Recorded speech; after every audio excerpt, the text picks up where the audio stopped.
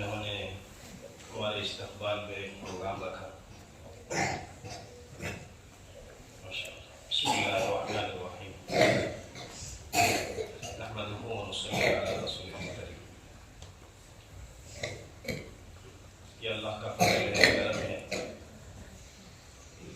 اللہ رب العزت نے اپنے فضل سے ان مدارس کو قائم کیا ہے اور قرآن کا سیکھنا سکھانا، دین کے علم کو سیکھنا اور دین کے علم کو دنیا میں پہنچانا،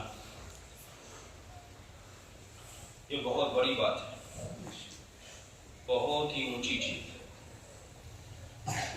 حدیث کے مفہوم میں آتا ہے، حضرت عثمان غنی رضی اللہ تعالیٰ عنہ فرماتے ہیں، تم میں سب سے بہتر وہ شخص ہے جو قرآن شریف کو سیکھے اور سیکھے.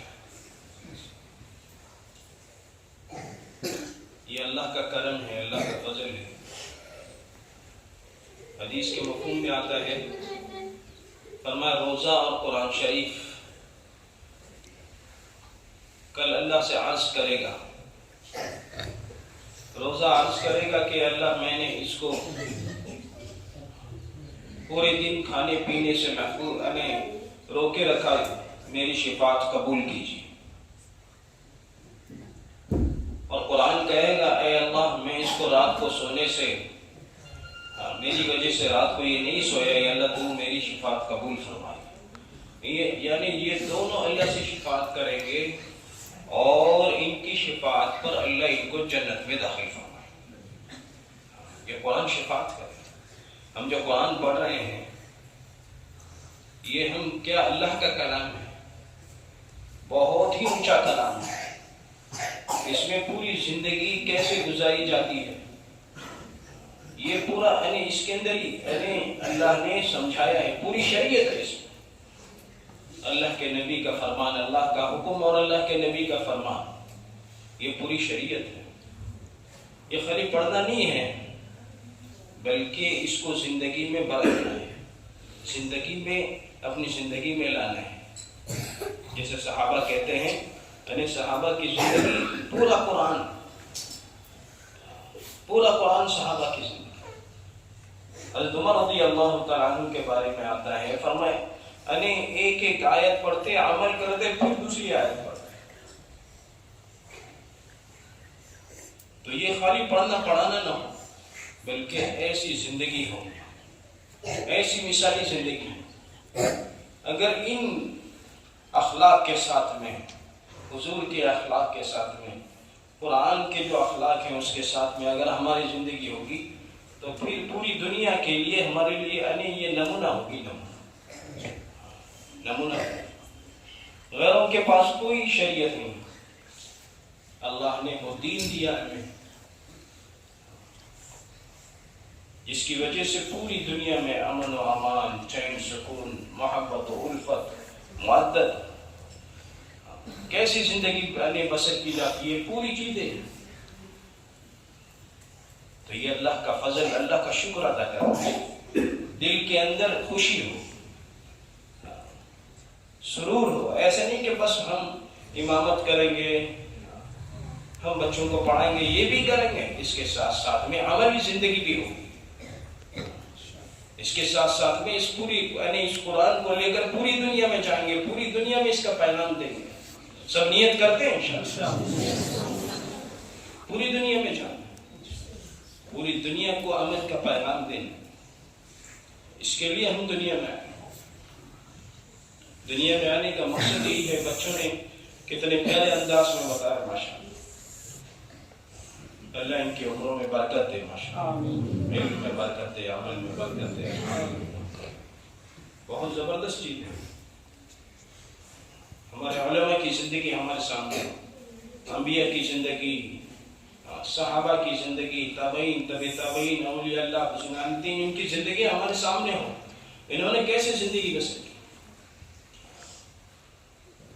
ان کے ذریعے سے اللہ نے ہزاروں لاکھوں انسانوں کو ہدایت دی. ہم بھی نیت کرنا ہے، لڑکیاں، بچیاں بھی اور بچے بھی. ایک ایک صحابیہ عورت نے کتنی قربانیاں دی ہیں. اپنے بچوں کی کیسی پرورش کی ہے،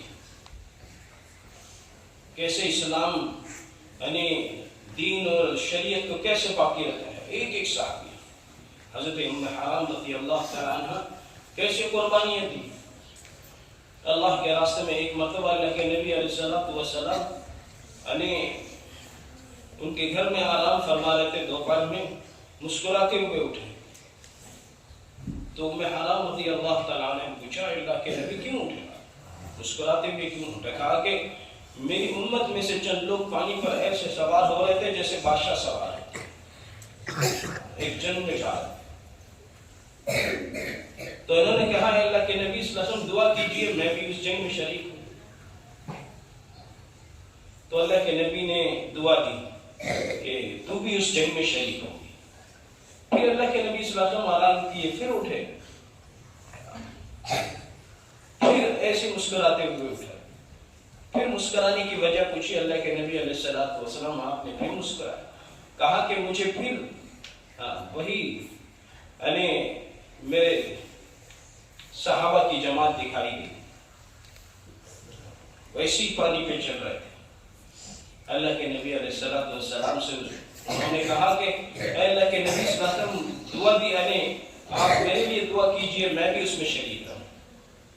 اللہ کے نبی علیہ السلام نے فرمایا آپ تو پہلی جنگ میں شریک ہوں گے، دوسری جنگ میں آپ نہیں ہوں۔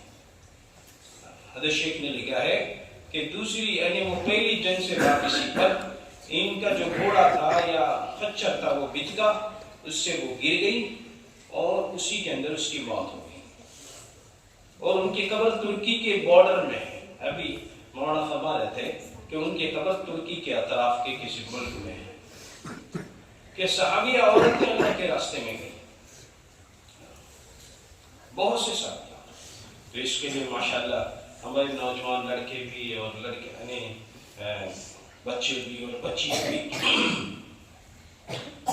دین اور دین پر باقی رہنے کے اعتبار سے جتنی چیزیں ہیں اللہ کے راستے کی جتنی محنتیں ابھی سے اس کی فکر کریں، گھروں میں تعلیم کو شروع کریں، تو اس طرح سے گھروں میں ماحول بنے گا۔ گھروں میں تعلیم شروع کریں گے، گھروں میں ماحول بنے گا۔ ایک تو ماشاءاللہ بچپن میں تو سیکھ گئے، بڑے ہونے کے بعد ماحول نہیں ملا تو وہ دین پر باقی نہیں رہے۔ تو اس کے لیے تمام چیزیں ہوں، تمام فکریں ہوں کہ جیسے بچپن میں فکر کی جا رہی ہے اسی طرح سے آگے بڑھتے ہوئے ان کے اندر دین اور دینی فکر کیسے باقی رہے، دینی جذبہ کیسے باقی رہے، اس کی ہمیں فکر کرنا ہے۔ سب فکر کریں گے انشاءاللہ، سب اللہ کی دین کی محنت کریں گے انشاءاللہ، اللہ کے راستے میں پوری دنیا میں چل رہے ہیں۔ جیسے یہ حضرات ملک کے ایک کونے سے آئے ہیں، پوری دنیا کے ایک کونے سے آئے ہیں۔ نیوزی لینڈ یعنی دنیا کا ایک کونا ہے، سب سے نیچے، تو وہاں سے یہ حضرات آئے ماشاءاللہ۔ اسی طرح سے ہم کو بھی پوری دنیا میں جانا چاہیں گے نا انشاءاللہ۔ اللہ ہم سب کو عمل کی توفیق نصیب فرمائے۔ باقی تعالیٰ الحمدللہ رب العالمین۔